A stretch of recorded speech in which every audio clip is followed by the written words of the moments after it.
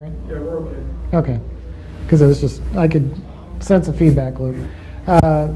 Basically what we're talking about here is there's been some recent advances in, ironically, urban gardening and a thing called permaculture and so forth, where our standard industrial agricultural methods are being able to be compressed into very small spaces, to where the idea of having a greenhouse on Mars for a colony has gone from being something that's rather fantastical to something extremely practical on a small scale. And it's ridiculously cheap to do experiments in this area in the short term. So next slide. We're just going to define what permanent agriculture is, permaculture, briefly, how this applies to a Mars base and so forth, and then go into what I just said. So next slide. Permaculture is a contraction of permanent agriculture. It was invented in the late 50s, early 60s by a group or a person in Tasmania. And basically the idea is that you work with natural systems. You essentially build what's called a food forest, which is you have a natural system that mimics the way a forest actually works in the wild. So instead of having all straight rows, you have rows that match the contour lines of the land, and you use the borders between things instead of as barriers. You use them as opportunities because it's able to draw nutrients from one and energy from another and so forth. So it's actually a very, very clever system, but because it's built like a natural system, it requires considerably less maintenance once it gets going. So you could spend 20 hours a week getting something working for several years, but once it's working, it's maybe 4 hours a week of just grading. And this is on an Earth environment where you have things like pests and you know, various other vermin getting into your thing, which obviously you don't have that issue on Mars so much. So going on. This is a rough architecture of, it's called a 7-layer thing. You start with very low plants and then working their way up to the high plants. And then the high plants also have the benefit of climbing vines and then plants that grow in the shade better, like you know, squash and so forth. They have really large leaves, and people plant these in their garden and so forth, and they're wondering, why do you have such large leaves? Well, it's because this plant originally came from under the forest canopy where it really needed those large leaves in order to grow anything. Next slide. So what people tend to do in terrestrial applications is that they tend to rely heavily on ducks and geese and so forth, chickens, because, for example, if you have fruit fall to the ground in a standard situation, you'll eventually have a fruit fly infestation. If you have a bunch of ducks running around, they consider this to be, okay, I've got fruit and I've got protein when the maggots are in the various things. So suddenly you don't have a fruit fly infestation because there is nothing that gives you immunity to being eaten. On a similar scale, they do a lot of things where they plant plants around things that draw predators, predatory insects, so that you kill off your aphid population by planting things stuff that eat aphids like to be around, in addition to the aphids. So there's a lot of things like that work in this environment. Again, we don't really need to worry about this on Mars. Unless we bring the pests with us, we don't really have an issue with it. So we actually get greater efficiencies than we would there. There is a group it's called the Dervaeus family in Pasadena. They actually have a 1/10 acre garden, and they are cranking out 6,000 pounds of crop on basically their yard around their house. Now in Pasadena, you have a 12-month growing season. So they actually have a little cycle, whereas in the Midwest, we tend to think of growing seasons as like this. They tend to have a growing season that does this. And they also do something that's called staggered planting, where you plant something that you plant it in the spring, and then you harvest it a few months later, and then you plant something right back in that space. You don't let it lay fallow for very long. So and by my computations, you could take something like the 2.5 floors of Mars Desert Research Station, and you could theoretically shove a garden in that big enough to support one person indefinitely. Now, if that one person actually wants to live in there, he's going to have to hang in a hammock because you've used every square inch for gardening, but it's theoretically possible. So go on. This is roughly the relationship of this whole thing.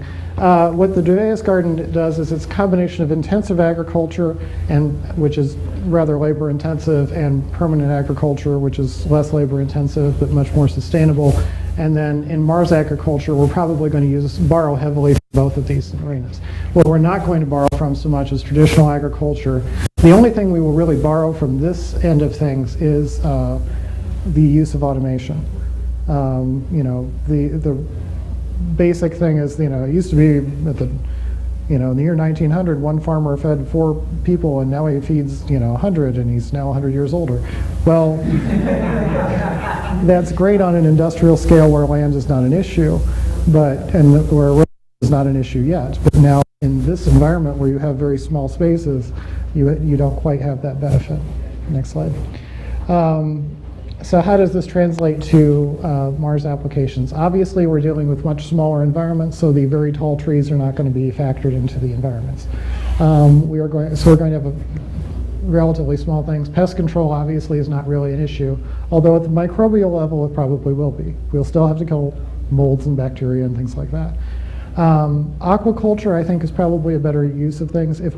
Let's say we send an environment and we have like 3 chickens in it, and we send it to Mars, and then the astronauts arrive later, and they find the 3 chickens. If they eat the 3 chickens, we will have letters from every school child in the world saying, "Why did you eat the Mars chickens?" Now, if we have tilapia or something like that have gone through 5 or 6 generations, nobody's going to be quite so freaked out about eating the Mars fish. So I think that's just a better environment all around. Also, you can do an extremely simple permaculture thing with just tilapia and duckweed. And you have a lot of benefits with that in terms of the way things work on that. And again, we can do a lot of the early experiments at a relatively cheap level. I could do it in my garage if I wanted to. Next slide. We want to switch from the other issue with a lot of the designs for a Mars greenhouse and so forth is that they tend to be very large and automated and so forth. But you're also talking about, or using hydroponics, where everything is a very finely adjusted system and very, very artificial system. In a situation like this, where things are sort of running themselves naturally, if a technology breaks down, it's a supporting technology, it's not a critical technology. It's like the difference between losing a propeller on a dirigible versus losing a propeller on an airplane. If you lose a propeller on a dirigible, it's an inconvenience. If you lose a propeller on an airplane, you've got an issue where you are not going to be in an airplane much longer. So it's kind of how we want to look at the technology here. The time demand, as I mentioned, with permaculture is a little bit more lax once you get going. Next slide.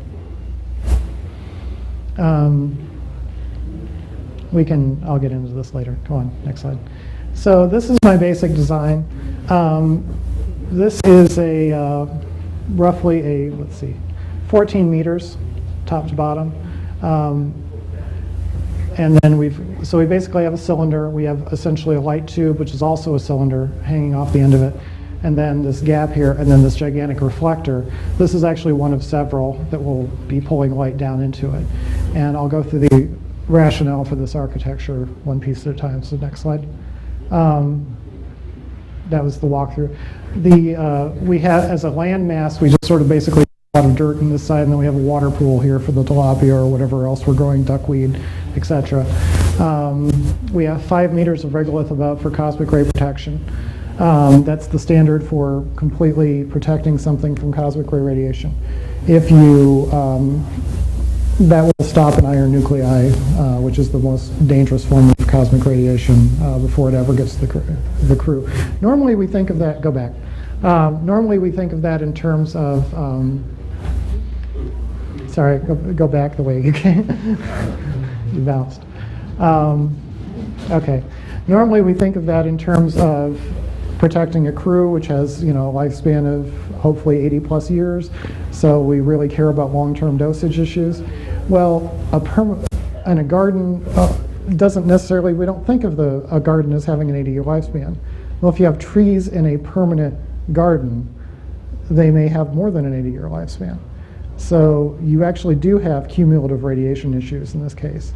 You don't have it with like a 4-year perennial, or certainly not with the algae and so forth in the system, but you do have you still have a much more of an issue than you would if you just plant it in the spring and harvest it in the fall. The second issue, though, is that you can use this exact same structure for a crew. By being protected from the sky from every direction, if you have the next colony over the dome here, you actually get protection from the one side that is exposed. So the irony of this is, in order to get your sunlight in, you're actually facing away from the equator instead of towards it, which is how you normally do it, because all of your light is reflected in this regard. And the other thing about the light is that you need to make sure that you get a blue spectra for the early growth phases and a red-orange spectra for the phase of growth when it goes from to the flowering stage and the fruit stage for pretty much most plants. Next slide. So this is the side view. We would have, this is 20 meters right here.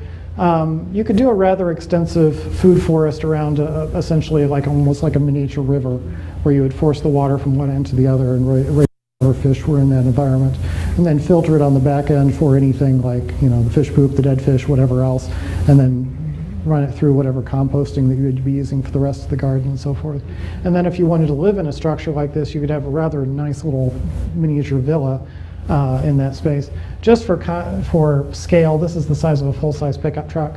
Obviously not literally there, but it gives you an idea of what we're talking about. So this whole thing, while it looks vast and colonial and so forth, is really about the size of a small office building or a pole barn. It's not really that huge, and it's cylindrical, so we're basically talking about like a water tower. Not really a big deal. It's the size of what? It's roughly the size of a pole barn or a small office building. Oh, barn. Yeah, it's not that, that's a pickup truck in comparison. Some of your houses are probably bigger than this. What would you do to accommodate for the Martian winter? We're getting there. Okay. Really big reflectors, because you have dust storms. But would you change the angle of the reflector? Actually, you make an excellent point. That's why that's why it is as curved as it is. That is, I've got another slide that explains it, but it's easier to just point to it. If we can go back one slide so I can actually reach it. Yeah, here. The way this is done is this is very passive. So if it's in the spring and the fall, the sunlight would come here and come straight down. In the winter where you have a low sun, that's what this is for. In the summer with a high sun, that's what this is for. This tunnel is reflective. So it's passively gathering the light regardless of the season. And actually, if you did the same thing on the moon, this is 23.5 degrees times 2 is why this is spanned as big as it is. It's completely, because we're not tracking the sun. We don't want the mechanics of it. So is that We're overcoming technology with brute so it's size. a hemispherical mirror versus a parabolic then, so it has multiple focus. It's not restricted to one spot. Exactly. It's like one big eyeball with a big corrective lens that looks at everything. And the other thing is, when you do have dust storms, you're going to gather light from the whole sky at that point passively, so that as the light gets distributed into the sky, a solar panel still works, a concentrator doesn't. Well, you're going to need all the light you can get at that point. So the fact that you're getting passively all the sky into that zone is probably as good as you're going to do, and you're probably still going to have to subsidize it with artificial light at that point. But at least you've taken every advantage you possibly can of the environment. Okay, next slide. Just a really quick question here. What percentage of incident light did you use to determine the size of your mirror, given that? It's not, the design is not that far along yet. Okay. But you are going to take that into account? Yeah, we're going forward. Keep going. There's actually more to it than that, but this is... Talking about starting with aquaculture, do you mean conventional hydroponics or? No. We have 12 minutes and a lot more slides. I can't stop for questions at this point. Okay, so we already talked about that. Radiation, I pretty well walked through. Like I said, you can use that to pretty well block the sky entirely in terms of cosmic ray exposure. Next slide. Near vacuum, this is another factor. The biggest window on the space station is roughly 1 meter in diameter. There's a reason for that. It has to be very thick, it has to be very precise. You don't just have gigantic glass surfaces or plexiglass surfaces when you have a near vacuum on one side and atmospheric pressure on the other side. They tend to break. So the idea here, the other reason why this is roughly igloo shaped is you want to shove that aperture down as far as possible. So this would be a matrix of smaller windows, and that's why you're trying to shove as much light through that. That whole thing may not even be exposed. It may actually be smaller than that to compensate for the fact that you don't want to blow out. Next slide.